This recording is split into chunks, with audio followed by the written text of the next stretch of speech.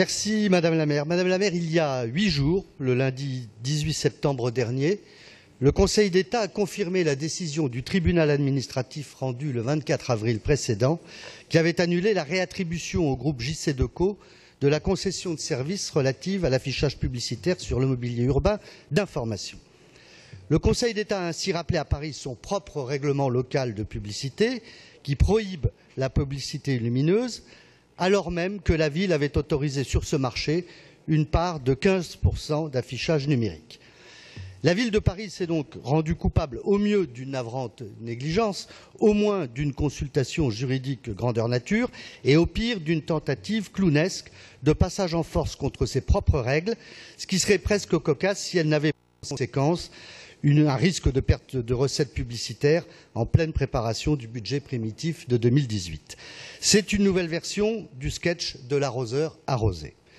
Vous vous retrouvez prisonnier de votre propre règlement local de publicité que vous avez voulu trop restrictif et inadapté aux réalités contemporaines du marché publicitaire, en refusant depuis 2012 de le modifier pour inclure une part d'affichage numérique, comme l'a dès lors permis le Code de l'environnement dans sa rédaction du 30 janvier 2012. Comme vous le savez, le groupe UDI Modem est favorable à une expérimentation d'une part d'affichage numérique, mais encore aurait-il fallu ouvrir ce débat dans le bon sens, d'abord en réformant le règlement local de publicité, puis en formulant une concession de service en adéquation avec ce règlement. Cela nous aurait dispensé du même coup d'une prolongation de la convention d'occupation domaniale relative aux colonnes et mâts.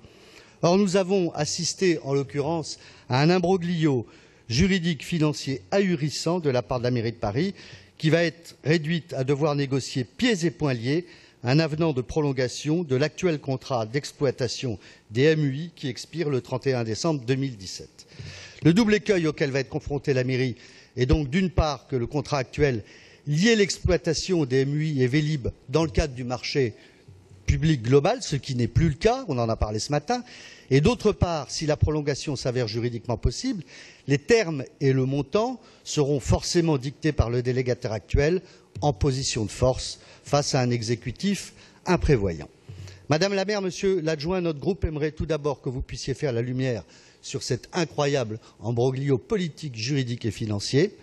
Par ailleurs, nous souhaiterions savoir ce que vous prévoyez désormais de faire pour éviter que Paris ne perde de précieuses ressources publicitaires durant les prochains mois et en évaluant le manque à gagner. Enfin et surtout, nous appelons à un débat sur les modifications du règlement local de publicité parisien permettant d'intégrer une part encadrée à titre expérimental d'affichage numérique dès le Conseil de Paris de novembre prochain.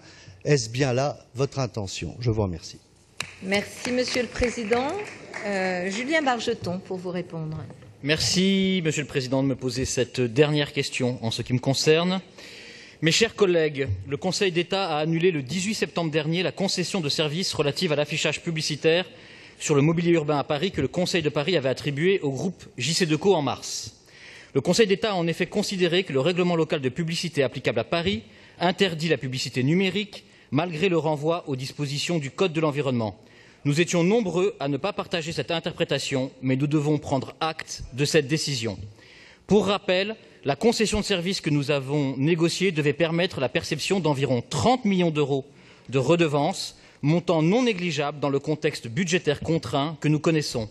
Y renoncer serait irresponsable. Au-delà, elle présentait des avantages reconnus par tous, comme la récupération de la propriété des mobiliers en fin de contrat. À très court terme, il est nécessaire d'assurer la continuité de l'affichage publicitaire et plus encore de la communication municipale sur les MUI. La prudence nous avait amenés à travailler sur ce scénario d'annulation dès l'amont, bien loin de l'imprévoyance dont vous parlez, Monsieur le Président Azière.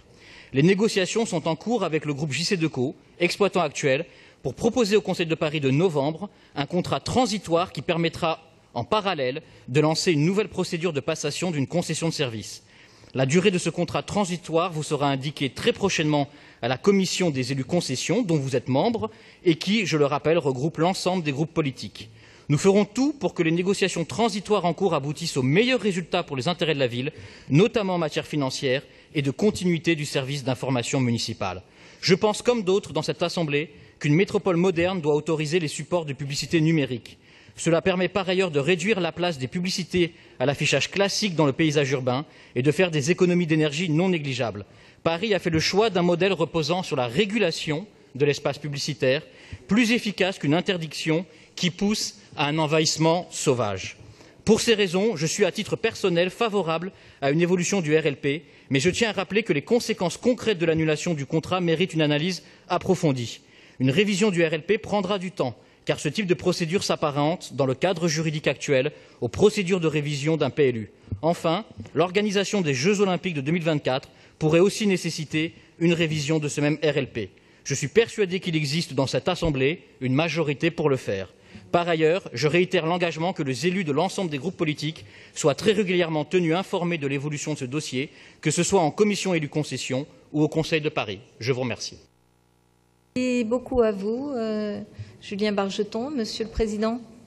Oui, je remercie M. Bargeton de sa réponse. Je le remercie d'autant plus qu'il vient d'avouer que vous n'étiez à l'exécutif, vous étiez nombreux à ne pas être d'accord sur le règlement local de publicité. Alors, je note que la majorité municipale... C'est une vieille histoire, hein, le règlement local de publicité, ouais, une très vieille histoire. Qui se rappelle à nous avec une actualité criante. Je veux simplement noter que la majorité municipale est minoritaire en conscience quand elle adopte des règlements qui surenchérissent sur le code de l'environnement. Je vois là un signe de dérive démagogique qui doit quelquefois emporter les décisions de l'exécutif.